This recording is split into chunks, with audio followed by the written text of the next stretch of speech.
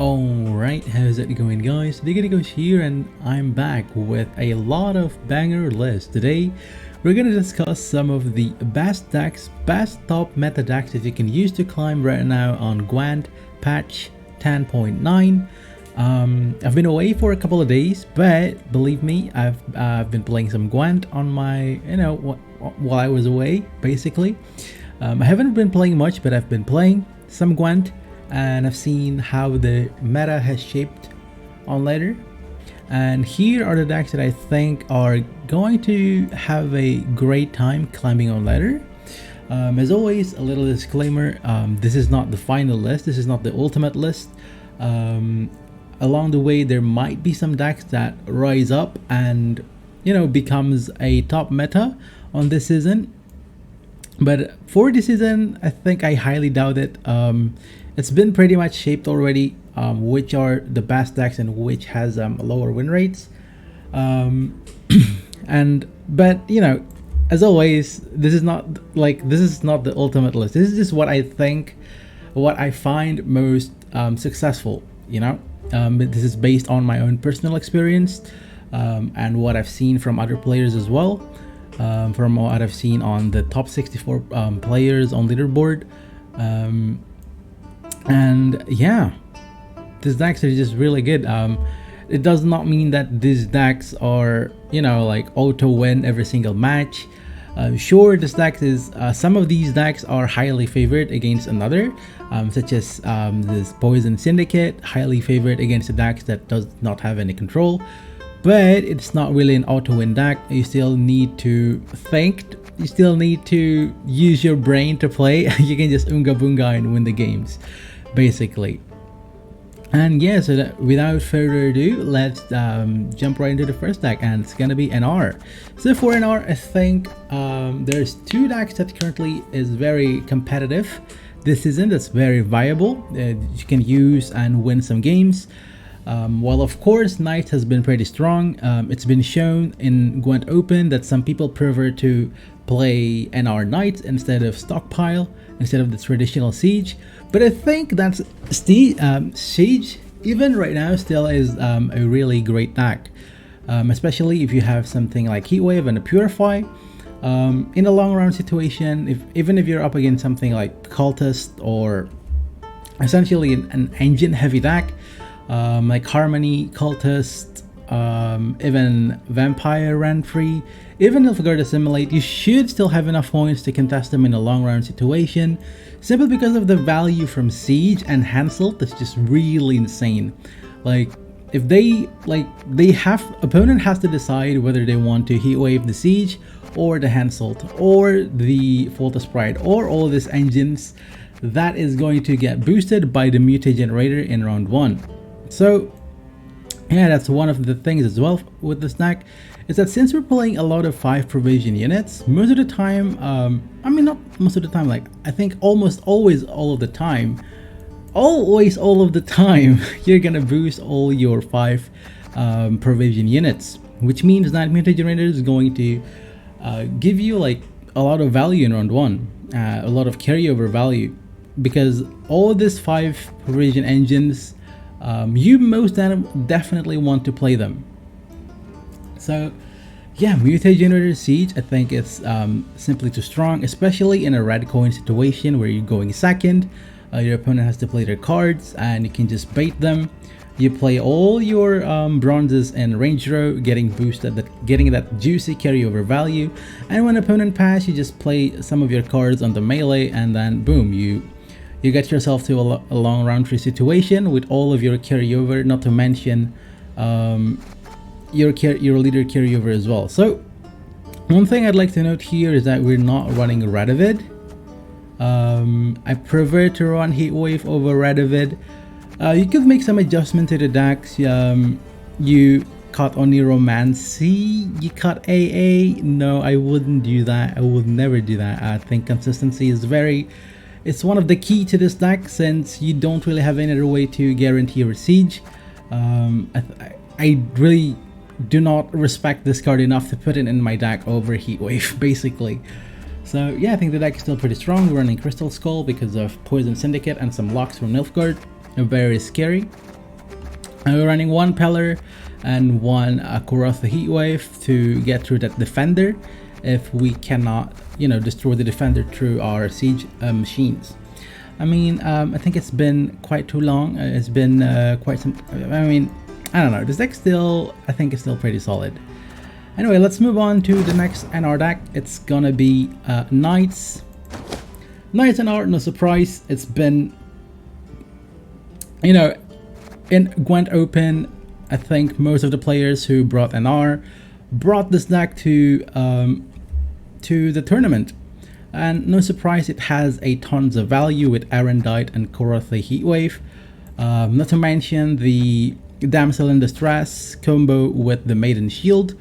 It's just a lot of points. You play Damsel in Distress, it gives you a unit on your board.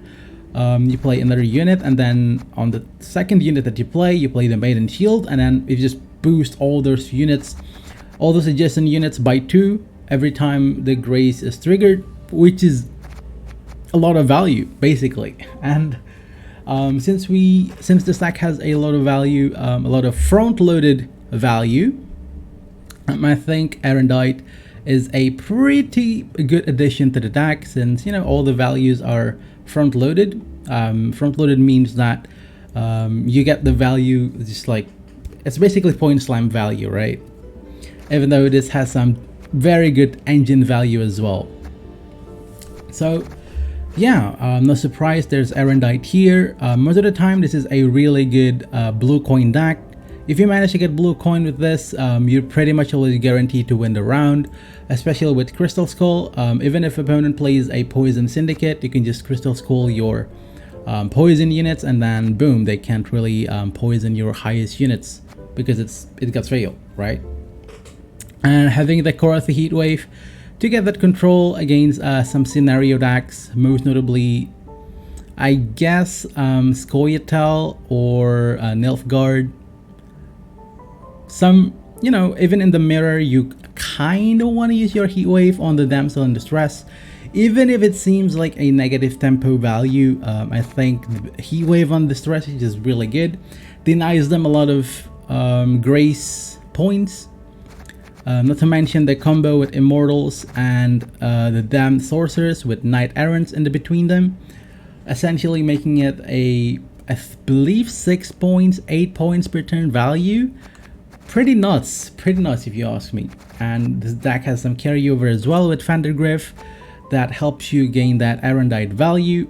Not to mention, you could use Burn When the Bolts boost or infused to infuse it to the Vandergriff, doubling its boost, every time it's boosted, basically. Yeah, I think the deck has a lot of consistency with Lady of the Lake, being able to pull out 3 different Echo cards. You have Toll Punish with Heatwave, you have a lot of points with the Knights package. Overall pretty solid. I would say this deck is overall better than Siege. It feels nicer to play. That's, I think that's the thing, right? With Siege, you kind of need to know which cards you want to destroy, which cards you want to target, or maybe sometimes you just unga boonga and win the game.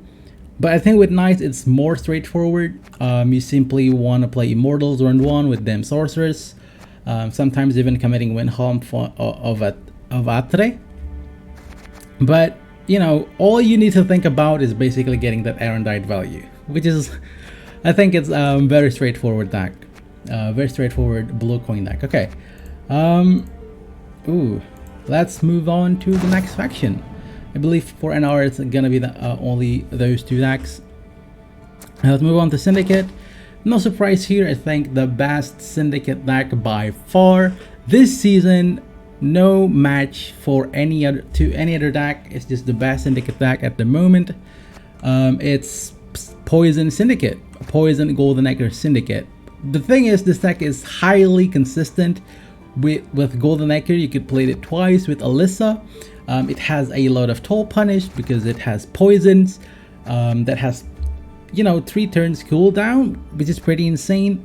It has a lot of value with Conjurer's Candle, being able to spend your coins without any spender units on board. Like, you can just have a unit, play Conjurer's Candle, and you're gonna be able to boost that unit.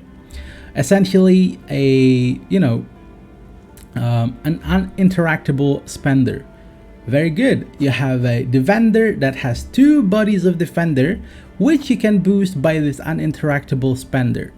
I think it's pretty good, right? You have a morale that's, you know, a unit that's able to poison 2 times. Very insane. I think you know the drill by now.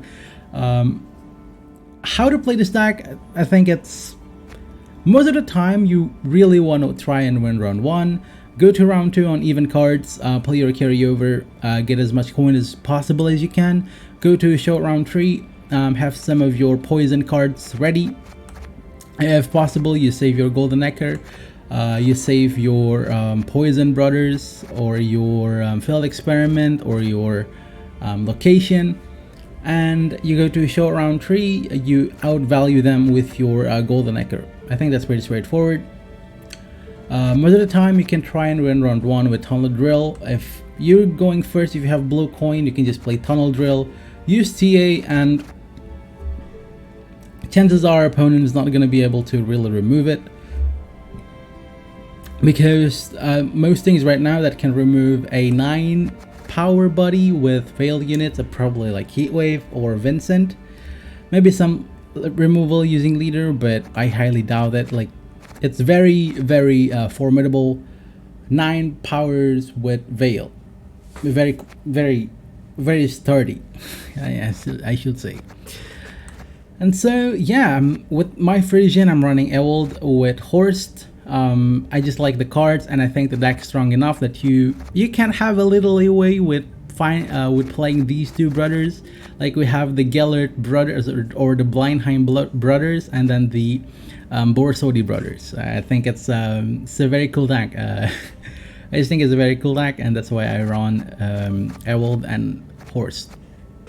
I mean, you could run something like I guess Horson's Freak Show if you want to, and for the 6th revision you run Townsfolk, or you can go for 7th revision with Tavern Brawl and Greater Brothers if you want. I mean, really, it's your choice, and my choice is to put Ewald and Horst. I just really like the cards, and yeah, it's pretty straightforward. Let's move on to the next faction. So for the next faction, we're gonna talk about, I think, Nilfgaard. So Nilfgaard, the reason why I'm not putting the mid-range imprisonment, I think imprisonment sucks. Imprisonment is really bad in a mirror situation. Sure, it has some matchup where it's really good. For example, against Harmony, you can just lock all their Harmony cards infinitely with the Slave Driver and Alba Armored Cavalry. Sure, it's a lot of points, but you know, you could just win against Assimilate with you could just win against Harmony with Assimilate as well.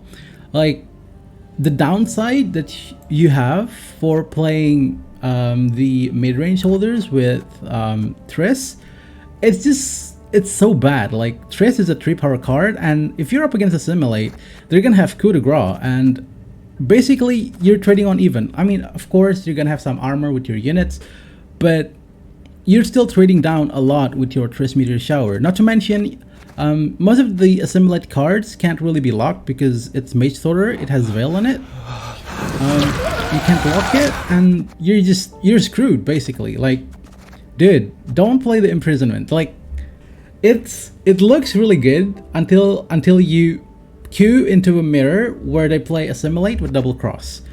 You just lose. The rent-free version is not good.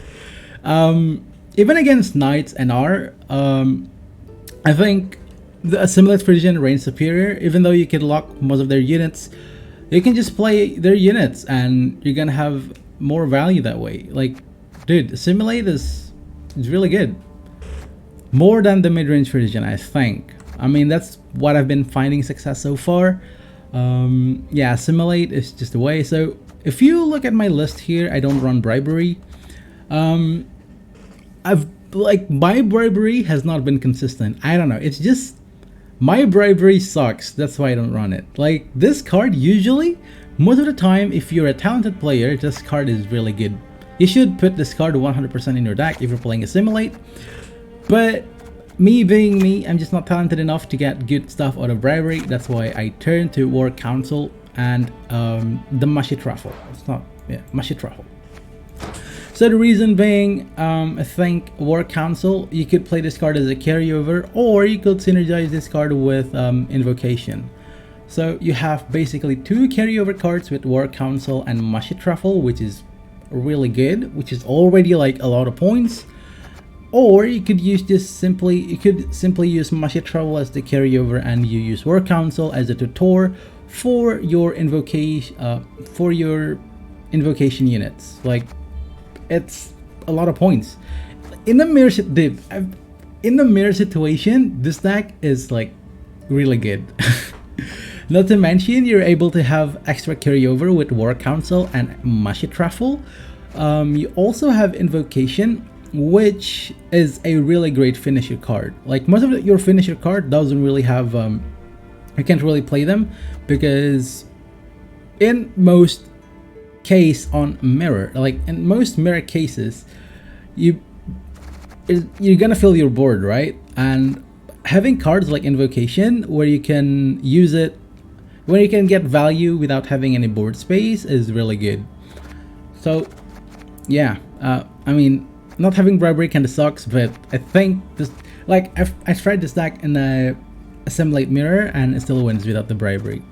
Like, Bribery is overrated. Don't play it. You don't need it. Just win for head with War Council and Mushy Truffle carryover value. Very good. So yeah, I'm not gonna put in the imprisonment list. Imprisonment sucks. Don't play it. It's really bad. It's really bad. The imprisonment deck, dude. Oh my god, it freaking sucks. Don't play it. Just don't. Just get it out. Don't ever touch that again. It's garbage. I'm not saying that anyone who makes the imprisonment deck is their decks are garbage. It's just that maybe I cannot play it. Yeah, imprisonment decks are garbage. Don't play it. Just play Assimilate. Anyway, moving on to the next faction, it's gonna be I guess we can talk about skellige first. Wait, have I talked about scoiatael? I guess let's talk about scoiatael first. So scoiatael is very standard. It's, I believe it's Pageable's list from Gwent opened. Nothing extraordinary here, nothing out of place. You're running Curse Scroll with no thinning, I mean no tutor at all in the deck. It's a madman's deck. You don't run any decree. This deck is I don't know, the first time I run this deck, I really don't like it. I was allergic to it, dude. Like, what is this? Why does this deck have no tutor? But this deck, I think this deck has enough thinning to justify not having a tutor, like Saskia Commander with Simlos and Milva Sharpshooter. I think it's just a very great thinning tool, especially like, dude, you thin 2 cards with Simlos, you thin up to like 4 cards with Saskia Commander. I think most of the time you're just gonna thin 3 cards, but still, you thin 3 cards, you thin 2 cards, and you thin 1 card.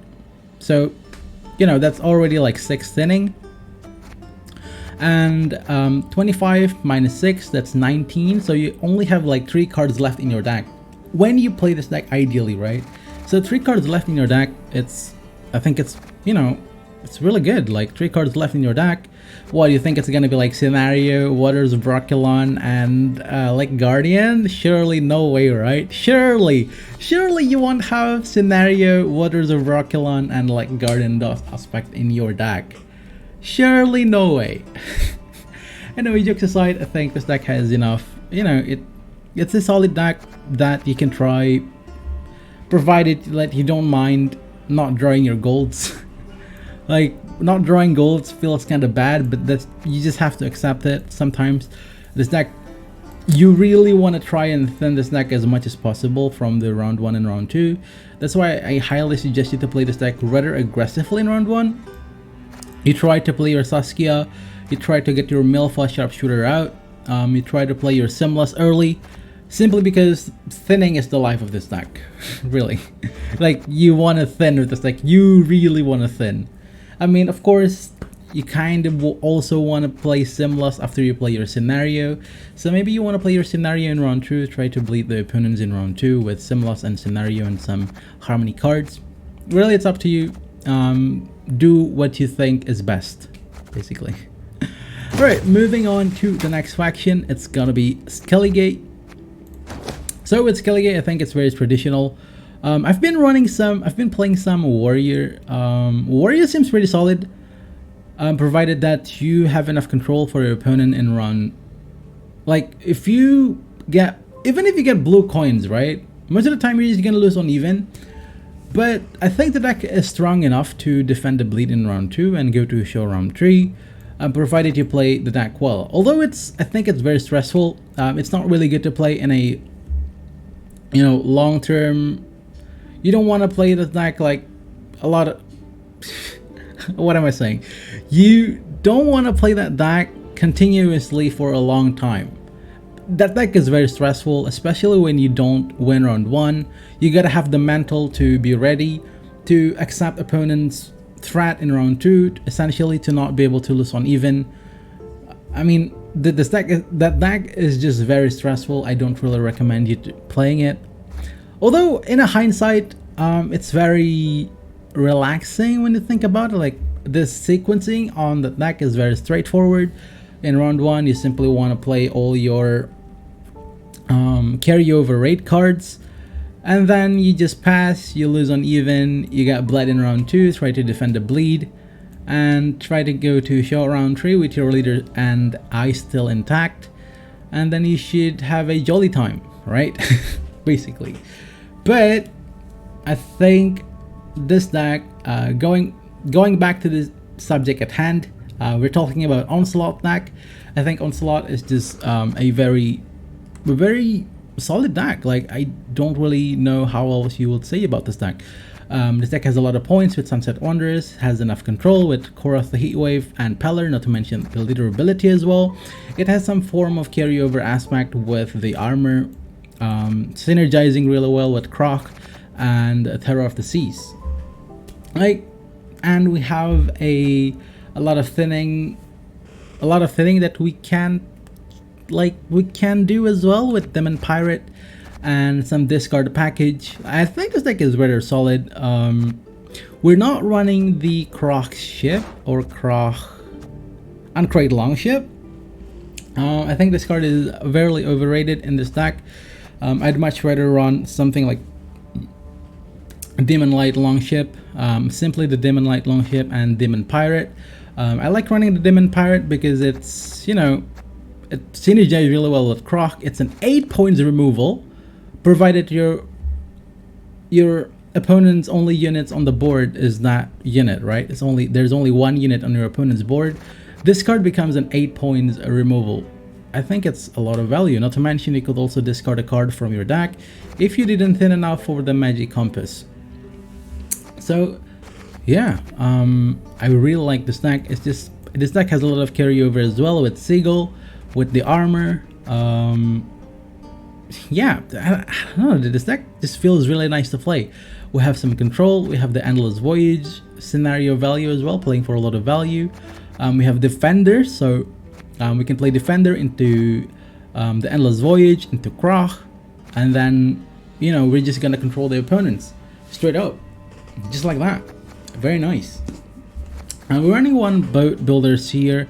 I think Boat Builders is a really great tech cards in the mirror. Like, if you ends up in the mirror, I think this card is very, very good.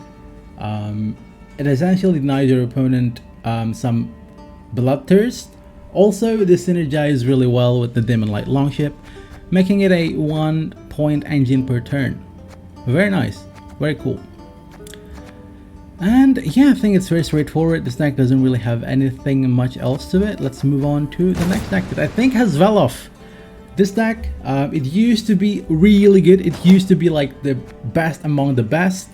This deck had a lot of, like, the ceiling on this deck is very high, but it has kind of fell off, unfortunately. The deck still functions the same.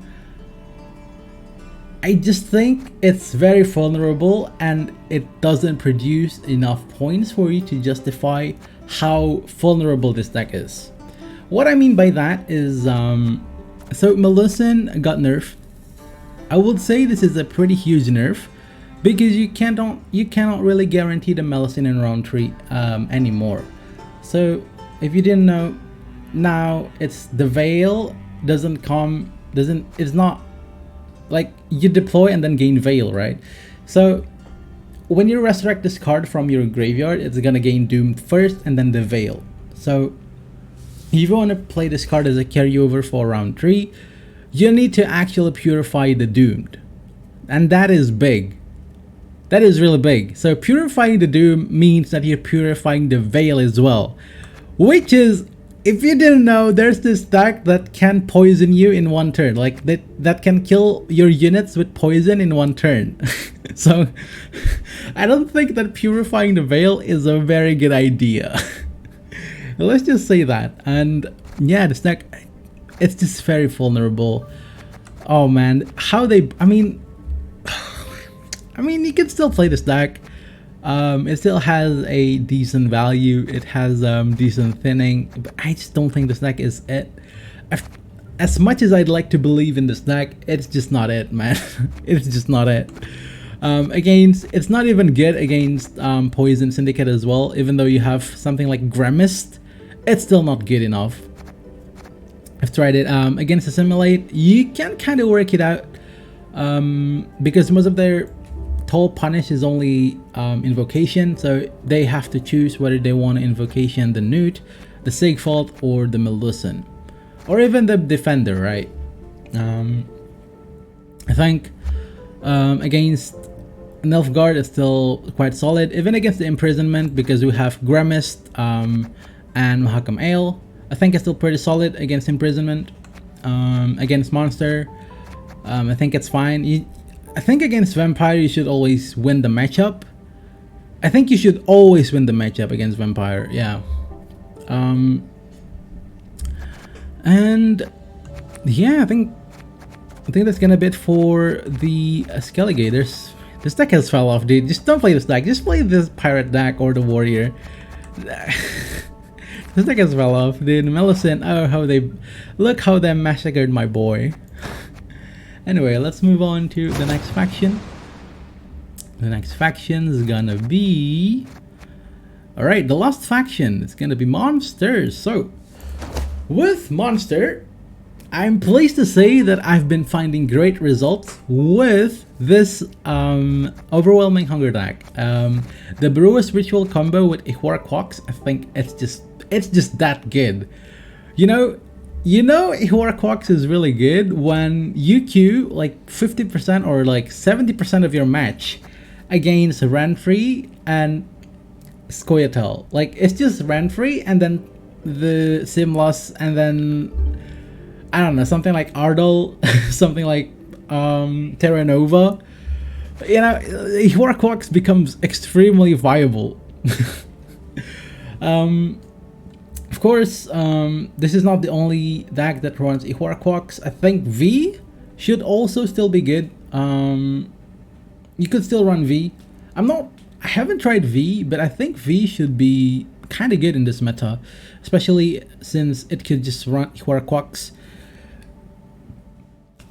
And I don't know if you run this Giant Toad in the V deck. But if you run Giant Toad, I think it's still, it's good. Honestly, I'm not sure. I haven't tried V at all. But with this standard Death Wish deck, I've been finding some success. The Succubus value, I think, is just extremely good. Not to mention, the Siren got buffed so that it could consume an allied unit. Basically making the Brewer's Ritual play. If you play it with Urn of Shadows and you consume it, you could have a consumer or a consume unit on your board that could consume the Death Wish unit, which is actually insane. Like, you're actually tutoring both a Death Wish unit and a consume unit, and I think that's just really big.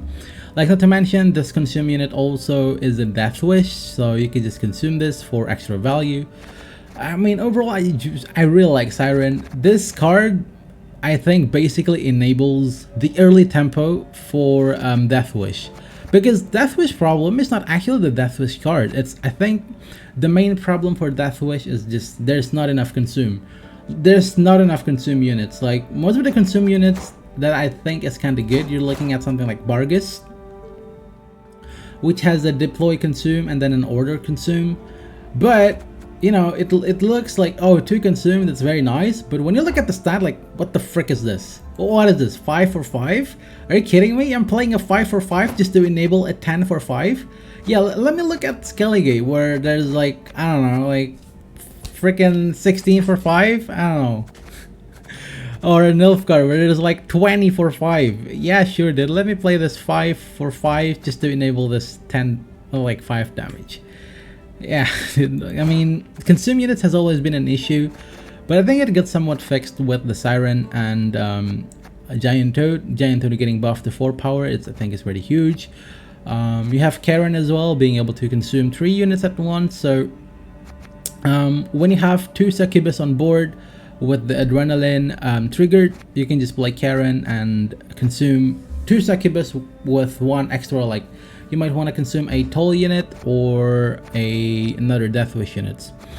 And yeah, I think this deck is pretty solid. Most of the time you always want to, you kind of want to play the Ihora into pulling out the Brew's Ritual. If not available, if you cannot do that, if somehow you didn't draw the Ihora or you drew the Brew's Ritual on your last mulligan, I think it's still fine. You just play your Ihora to pull out that Love. It feels really bad, like pulling out your 10 provision cost, but if you're confident that you're up against something like maybe Tibor Spam or Ranfree or Scoiatael, I think it's worth it. I think it's well within the worth. I think it's worth. I mean, personally, I think it's worth. Like, as the one who made the deck, I think it's worth. I don't know. And yeah, let's move on to the next monster deck. It's gonna be Vampire Ranfree. So all of those talks about the Death Wish deck countering Ranfree, and I still choose this Ranfree deck as a top meta deck that I think is, you know, very good to use to climb. Well, dude, it's just a sad truth. Monster like Ranfree is just too good, man. She got nerfed, but the truth is her value is still like up there. Like, she still has a lot of value. And not to mention, combined with Regis Reborn, the Curse of Gluttony is just really good, right? You just boost Regis if you have Lasse, and then it's basically like 40 points play. I don't know, dude. I try to think of other vampire variation.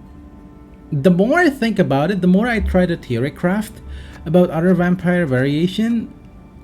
It's just that the more I appreciate the Ranfree Regis combo even more.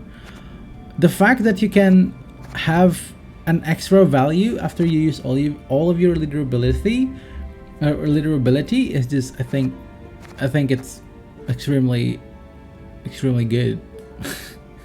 And the combo with Flatter and Armored Arca. So basically the problem with Vampire deck is you really don't have enough value because you don't have control. You just don't have control, therefore you don't have enough value. But with Ranfree, you have enough value. Surprise, surprise. Like, you just have enough value. Like, you could use Ranfree for some form of control, but even when you don't have any control, like Ranfree with Regis is just a lot of value. I just really like it. It's like when you don't have any units on your board and your opponent is kind of like killing all of your stuff, and then you just play Ranfree into Regis, and then you just win the game. It's just stupid. I just really like it. Like, even if you play Gigni for like 2 points of value, you just play Ranfree into Regis, and then everything's fine. You just played yourself a 19 plus 5, so that's 24 for 14, and then a 20 for 13. It is very stupid. I really like it. We're running one incubus here. I think you don't really need to run two. You could change. Okay, so there's one consideration here to change the knickers to a giant, not toad, toad prince or operator.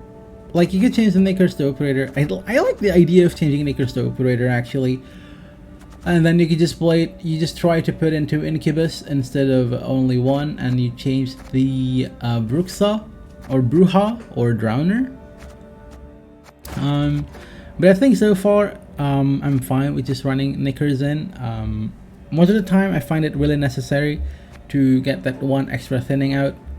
Even if this deck only has like 5 cards left in the deck after 3 rounds, I think it's still necessary to guarantee yourself the Regis Reborn and Renfrey. So yeah, we're running Crystal Skull to play around Syndicate's Poison.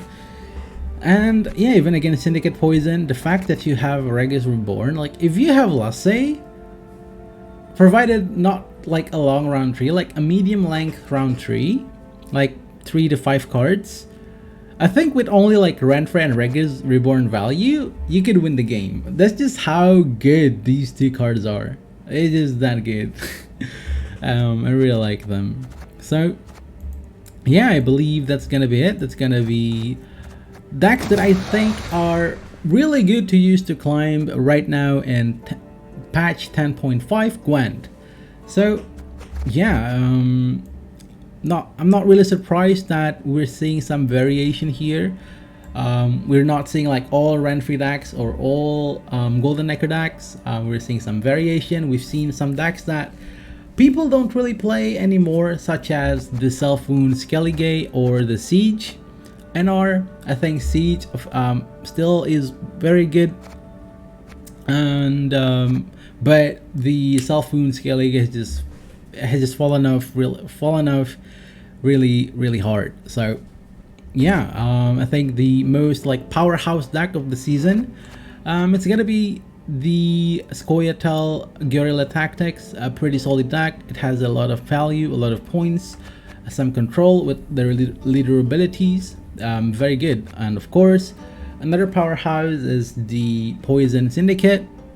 Poison still is a very problematic mechanic on Gwent. I'm not really surprised, but it's a really fun deck that I don't know.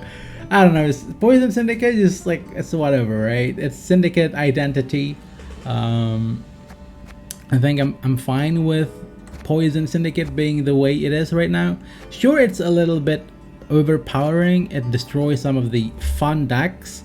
Like, you cannot really win against Syndicate Poison with meme decks.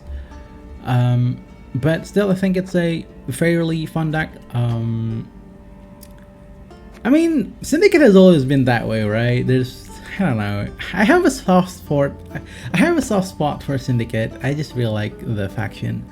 And with Nilfgaard, some people are running the mid-range with Triss, Meteor Shower, but I think in the mirror, Assimilate is just way too good, man. Assimilate wins you the mirror. Assimilate wins you against a lot of matchup here. Like, a lot of matchup here are salvageable with Assimilate. Even the Poison Syndicate, even the Knights and R, and even the Siege as well. Like, I think Assimilate is the way. You just play Assimilate. And yeah, I believe that's gonna be it for the decks that I think are really good this season. For real this time. I really appreciate you guys so much for sticking until the end of the video.